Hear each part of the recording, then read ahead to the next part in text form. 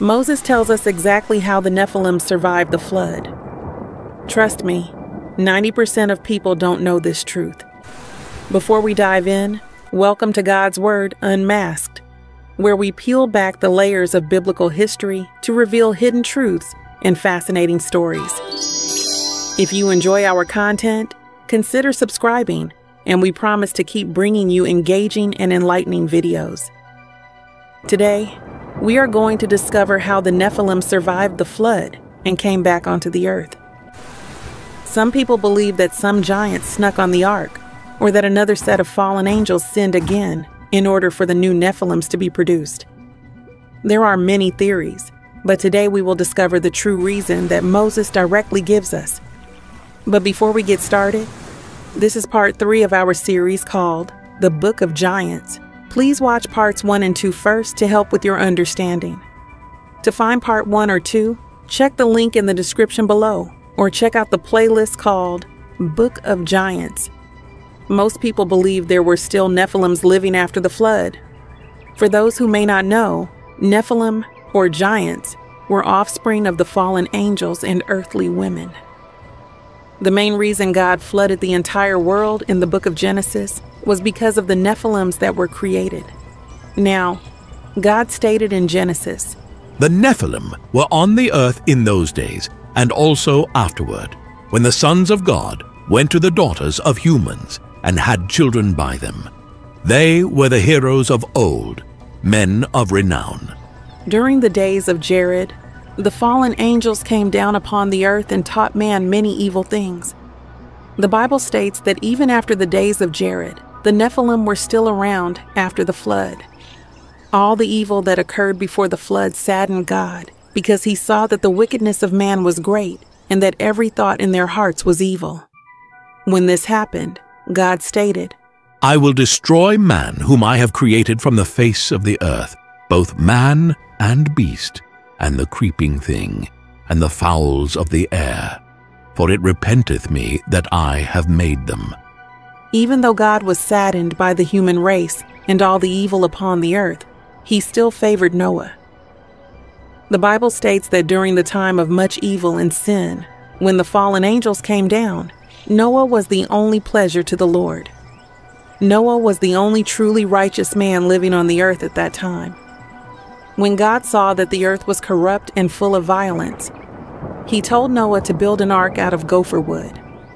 After the ark was built and Noah took his sons, their wives, and a pair of each animal, the book of Genesis states, "And all flesh died that moved upon the earth, both of fowl and of cattle, and of beast, and of every creeping thing that creepeth upon the earth, and every man. All in whose nostrils was the breath of life, of all that was in the dry land, died. And every living substance was destroyed which was upon the face of the ground, both man and cattle, and the creeping things, and the fowl of the heaven. And they were destroyed from the earth. And Noah only remained alive, and they that were with him in the ark." There was obviously no confusion in that verse.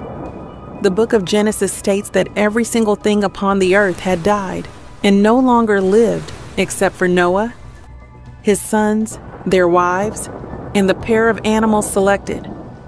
Now, you might be wondering, if everything had died except for Noah's generation, which was pure, then how did Nephilim enter the earth again? Well, the truth is, most people believe the Nephilim return because of this verse. The book of Numbers, chapter 13, verse 33 states, "And there we saw the giants, the sons of Anak, which come of the giants. And we were in our own sight as grasshoppers, and so we were in their sight." Another version of this verse states, "We saw the Nephilim there, the descendants of Anak come from the Nephilim. We seemed like grasshoppers in our own eyes, and we looked the same to them." This statement was made when Moses sent 12 spies to explore the land of Canaan. These spies were to scout the land that God had promised to the Israelites and bring back a report. Upon their return, 10 of the spies give a discouraging report, stating that the land, though fruitful, is inhabited by powerful people and fortified cities. They specifically mention the presence of the sons of Anak and describe them as giants. But now the question is, where exactly did these giants come from? Where did these sons of Anak come from to occupy the land of Canaan?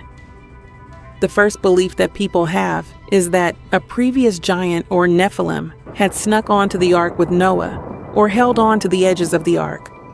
Well, let's discover if this is true. To break this down, let's go back to Genesis. The Bible stated right after the flood, "And the sons of Noah that went forth of the ark were Shem, and Ham, and Japheth. And Ham is the father of Canaan. These are the three sons of Noah, and of them was the whole earth overspread." Okay, let's reverse and hear that again. These are the three sons of Noah, and of them was the whole earth overspread. Okay, perfect. So the Bible states that after the flood, anyone who lived on earth came from Noah's generation, who were Ham, Shem, and Japheth. There were no secret giants that sneaked into the ark or were hanging on the side of the ark for dear life.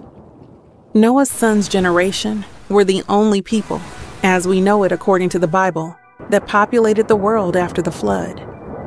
This leads us to believe that one of Noah's sons or wives may have already given birth to a son that had the fallen angel genetic mutation, or one of Noah's son's wives had the genetic mutation from the fallen angel.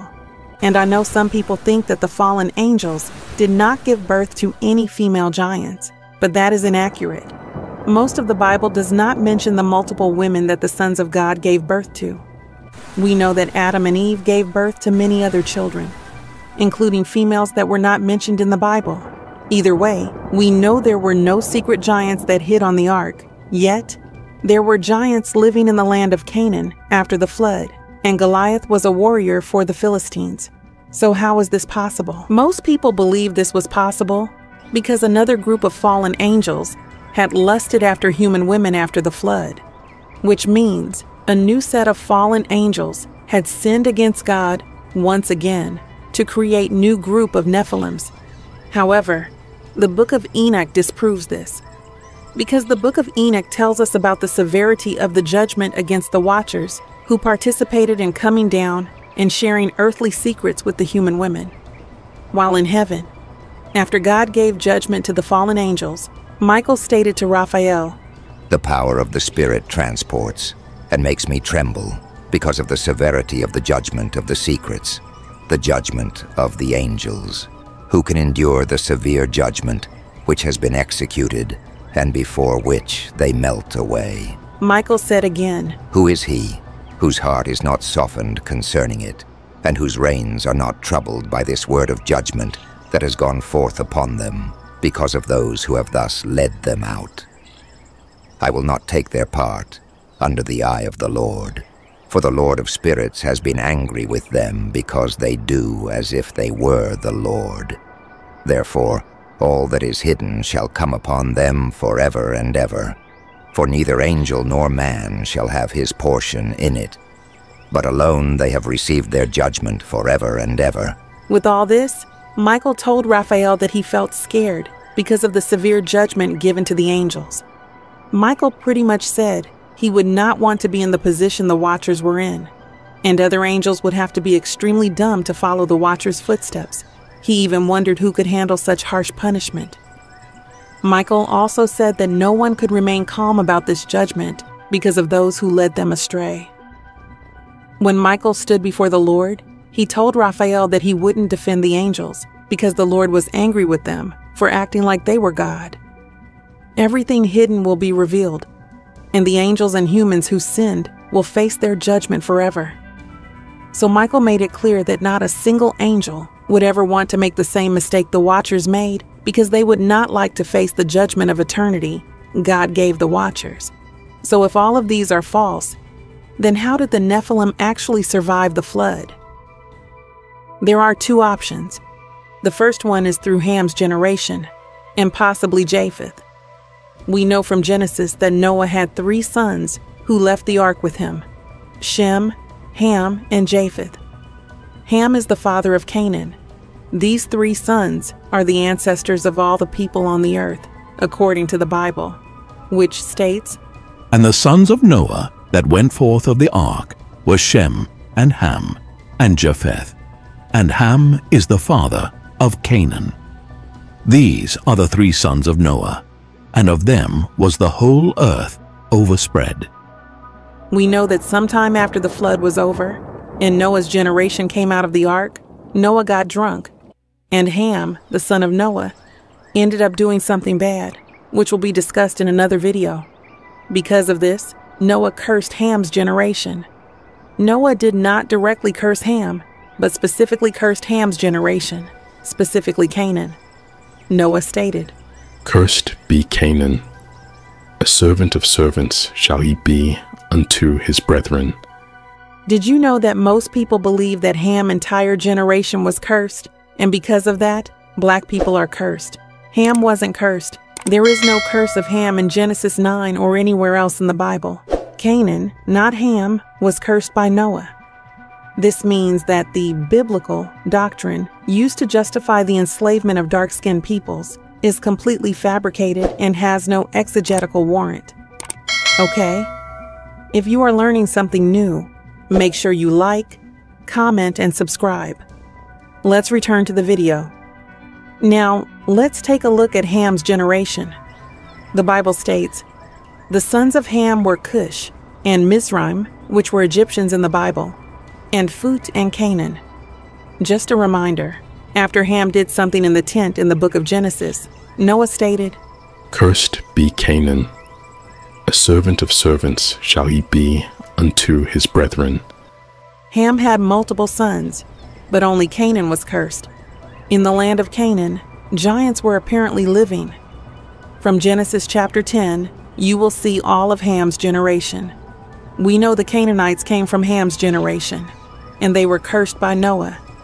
We know Nimrod came from Ham's generation, as did the Philistines and all the Egyptians. I'm not going to list every single one of them, but you get the idea. The descendants of Canaan spread from Sidon all the way to Gerar in the Gaza Strip, and to Sodom and Gomorrah. The children of Canaan were Sidon his firstborn, and Heth, and the Jebusite, and the Amorite, and the Girgasite, and the Hivite, and the Archite, and the Sinite, and the Arvadite, and the Zemarite, and the Hamathite, and afterward were the families of the Canaanites spread abroad. These are all the descendants of Canaan, who built nations and families for themselves. This same group of people continued to sin, committed the biggest sin, and also had giants mixed in their genetic blood. In Deuteronomy chapters 7 to 20, God provided instructions to the Israelites as they prepared to enter the promised land, Canaan. God commanded the Israelites to completely destroy the Canaanite nations, inhabiting the land, to prevent them from leading the Israelites into idolatry and immoral practices. This command was part of God's broader plan to establish a holy and faithful nation in the land he had promised to their ancestors.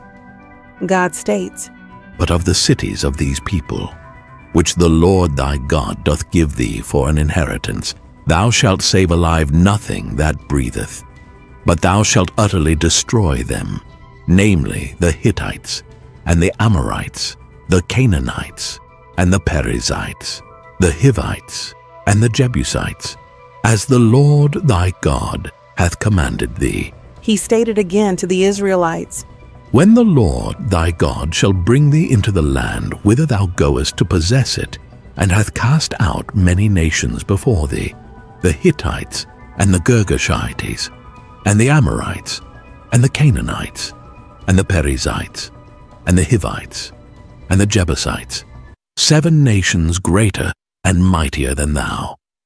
And when the Lord thy God shall deliver them before thee, thou shalt smite them, and utterly destroy them. Thou shalt make no covenant with them, nor show mercy unto them. With all of this being said, we know that the sin of the fallen angels had specifically passed through Canaan's generation. For example, if we know genetics, we know that there are dominant and recessive traits. If gigantism was a recessive trait within the Canaanite genes, as they continue to breed with each other, sooner or later, somewhere along the line, a giant like Goliath would be produced, or the giants that lived in the land of Canaan. This is why God was trying to get rid of all the Canaanites and all of Canaan's generation. Does that make sense? No? Okay, let's break it down. Let's use blue and brown eyes as an example. Brown eyes will represent normal humans, while blue eyes will represent gigantism. Dominant traits, like brown eyes or normal humans God created, show up if at least one person holds the trait or the gene is present. Recessive traits, like blue eyes or gigantism, needs two genes, one from each parent, to show up. Recessive traits can be hidden for generations, but can pop up as luck, or can reappear if two carriers have children. So with that being said, if a person on Noah's Ark had a recessive trait for gigantism, like the fallen angels, most of their descendants might look normal. However, if two carriers of the recessive trait have a child, there's a chance that child could be a giant, just like Goliath. In essence, recessive traits can stay hidden for many generations and reappear when the right genetic combination occurs. This principle explains how traits, including physical characteristics like eye color, or even the potential for gigantism, can be passed down through generations and sometimes reemerge. Recessive traits like gigantism can grow even more if people are marrying within their family, which we are aware, back in those days, people of the Bible had incestuous relationships. According to the book of Jubilee, the book of Enoch, and the book of Jasher, there were many incestuous relationships. Even in the Bible, the book of Genesis tells us that Sarah was Abraham's sister. Genesis chapter 20 states, "And yet indeed she is my sister. She is the daughter of my father, but not the daughter of my mother, and she became my wife." This verse shows that Sarah was Abraham's half-sister, sharing the same father but having different mothers. They still got married, so we assume even before Abraham and Sarah, this was something that was occurring in the days of Adam, Jared, and the days of Noah. This explains why the recessive traits of gigantism may have grown in the lineage of the Canaanites, because many of them were getting married within their own tribe. But we know in Leviticus 18:9, God had solved this problem and stated to the Israelites, "The nakedness of thy sister, the daughter of thy father, or daughter of thy mother, whether she be born at home or born abroad, even their nakedness thou shalt not uncover." In fact, did you know Goliath was part of Ham's generation? The Bible states, "And there went out a champion out of the camp of the Philistines, named Goliath of Gath, whose height was 6 cubits and a span. And there was yet a battle in Gath, where was a man of great stature, that had on every hand 6 fingers, and on every foot 6 toes, 24 in number. And he also was born to the giant. And when he defied Israel, Jonathan the son of Shemaiah, the brother of David, slew him. These 4 were born to the giant in Gath, and fell by the hand of David, and by the hand of his servants." We know from Genesis that The sons of Ham were Cush, and Mizraim, and Phut, and Canaan. Mizraim was also known as Egypt. And Mizraim begat Pathrusim, and Casluhim, out of whom came Philistim, and Caphtorim. So Philistine derived from the generation of Ham. This can all be found in Genesis chapter 10. Now, if you're still a little confused, feel free to rewatch the video. It took me a couple of times to make sense of everything. The whole point is that because the world was so corrupt, even though Noah was pure, his sons' wives may not have been. Ham had many sons, but his one son, Canaan, may have had a recessive trait of gigantism, which specifically spread throughout his lineage. That's why God desired to get rid of the Canaanites, and Moses made this clear in the book of Genesis by consistently separating Canaan from generation of Noah. Moses wrote, And Ham, the father of Canaan, saw the nakedness of his father, and told his two brethren without. And the sons of Noah that went forth of the ark were Shem, and Ham, and Japheth. And Ham is the father of Canaan. Canaan was where most of the giants lived. And there we saw the giants, the sons of Anak, which come of the giants. And we were in our own sight as grasshoppers, and so we were in their sight. The Emims dwelt therein in times past, a people great, and many, and tall, as the Anakims, which also were accounted giants as the Anakims. But the Moabites called them Amims. This is why God did not want the Canaanites to continue living, nor for the Israelites to marry or have children with them. Deuteronomy chapter 7 stated, You are not to intermarry with them. You are not to give your daughters to their sons, nor take their daughters for your sons. Now, there you have it. Overall, this is the first and most likely reason that the giants came about in those days. If you would like to see the second reason, make sure you like, comment, and subscribe, and we will post another video regarding this. This is a side note. I really appreciate every single subscriber. Right now, we are on a journey to 50K subscribers. Please subscribe and share our videos. Our promise to you for taking the time to like, comment, and share is to bring you the best quality videos with multiple secrets from all the books. I want everyone to keep in mind that this channel focuses not just on the Bible, but also on all the stories of God, the Ethiopian Bible, and the Apocryphas. Please check the description box below. We try our best to leave supportive documents to read and Bible verses.